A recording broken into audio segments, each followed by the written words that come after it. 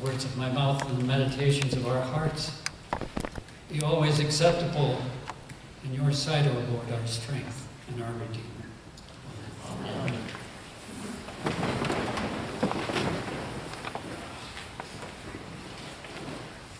Well, these are some readings.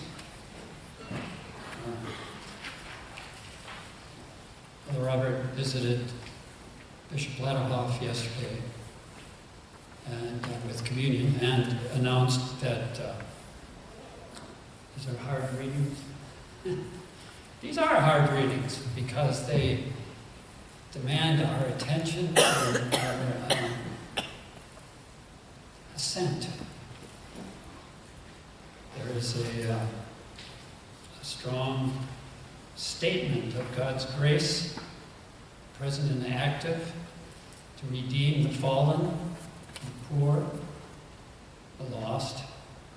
And there's a call for our part in that action of grace. The good news is that the rule of love, the commandment of love, and the justice that goes with it is established. And we who count ourselves as those who follow that law and the one who set it and gave us the example, well, we have a role to play, an important role. Today is Jubilee Sunday, which we have celebrated over the years on a particular Sunday each year, in which we remember the work of the Jubilee program, which is a non-profit financial reform organization based in Washington, D.C., whose work began in conjunction with the Global Jubilee 2000 movement, founded in the late 90s, to advocate for debt relief and for developing countries, debt relief for those countries. And the reason they're doing that is that the name is derived from the biblical Jubilee in Leviticus, in which every 7 years debts are forgiven, land is returned from those who've unfairly acquired more than their share, and there is a rebalancing, and the slaves are set free. It's appropriate that the first lesson describes Paul forgiving his brothers who sold him into slavery. That's the job that we each somehow have to find and pick up and move along. At least that's the way it seems to me, as we're confronted in our own time with not only moral, unpayable debt being still held against many poor nations,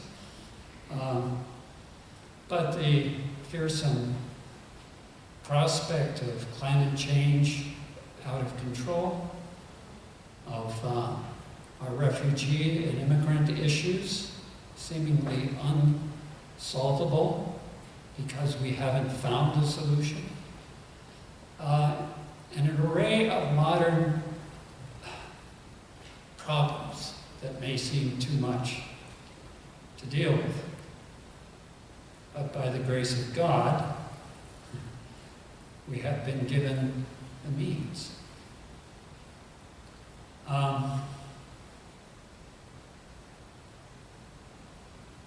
Loving mercy. Blessed are the merciful. This is the last week in which we celebrate this beatitude in the life of our congregation. And here today, I think we have prime examples of how it happens that people are able to be merciful and find the means and grace to do so. Since Jubilee 2000, the UN established and carried out efforts to attain the Millennium Development Goals. There were 8 goals relating from financial rebalancing, infant and maternal mortality around the world, hunger, sustainable agriculture, educational reform, and sharing educational benefits across the world. And there's been major progress made in in those goals. Before you leave today, I hope you will look for and take with you one of these little quarter sheets, because these are the contact information for the Jubilee USA website. And that website is connected to not too large an amount of information that would be very helpful for you to consider and to ponder, including such things as the fact that because of Jubilee's support and leverage through lobbying, using its some 650 organizations that are aligned with it, including over 400 churches, St. John's being one, they have been able to help leverage $50 billion for rebuilding Puerto Rico after the hurricane, $150 billion worldwide to address and move toward attaining the Millennium Development Goals. And as a congregation, we count. It is clear, according to Eric LeCompte, the executive director of Jubilee USA, that they have been able to show that every $500 gift that has been given by congregations, by the way, what it takes to be a member congregation is that you pray for justice and reform of our systems. You act. You may write a letter to Congress. A donation is also one part of that, a donation of whatever is reasonable for a given group. That's what it is to be a member, and we do that together. And we remember it from time to time.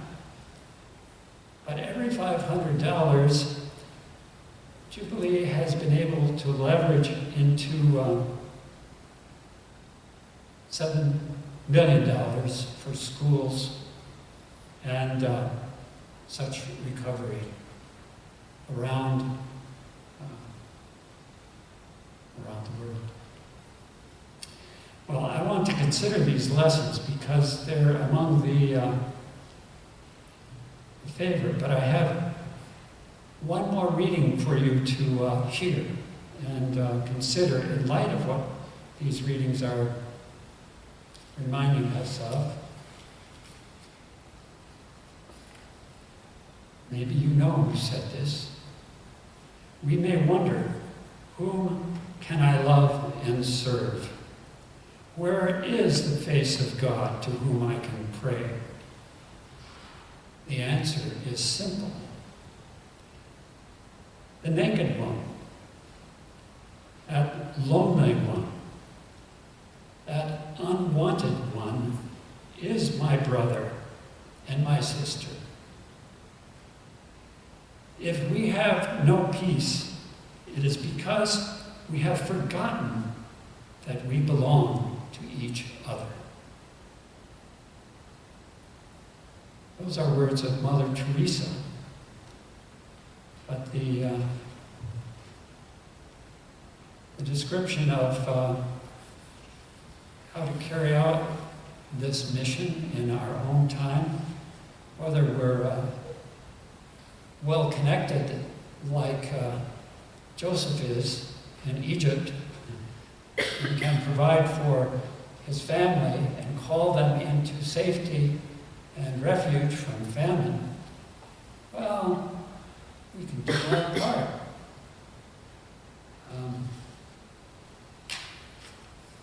particular, I think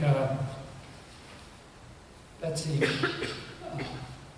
Bell is going to offer us some ideas and some information that should help motivate us. It is not too difficult. It is as easy as loving the little child who is alone or hungry. As easy as caring for our world to create a sustainable economy and environment.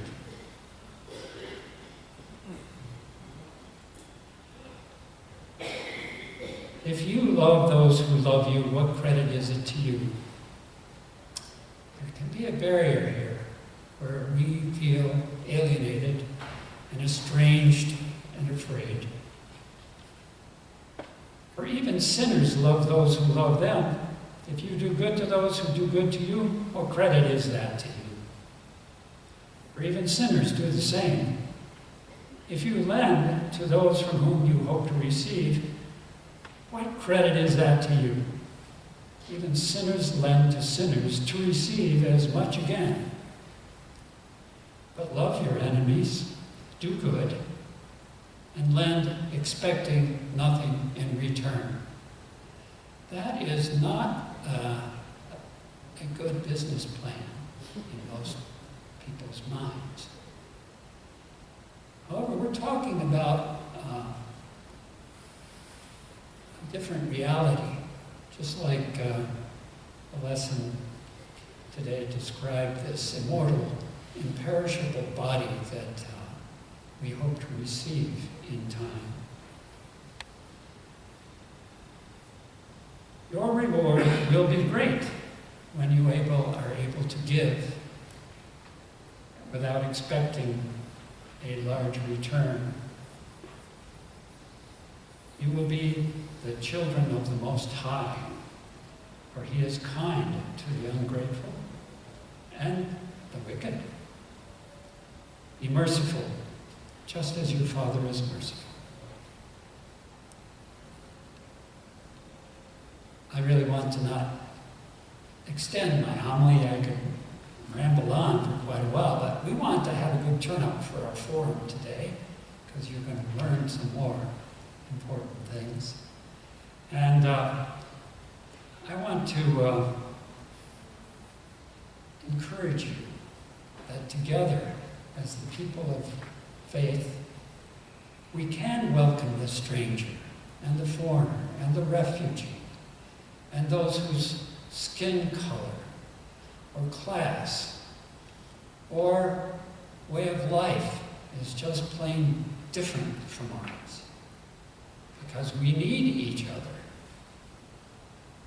Do not judge, and you will not be judged.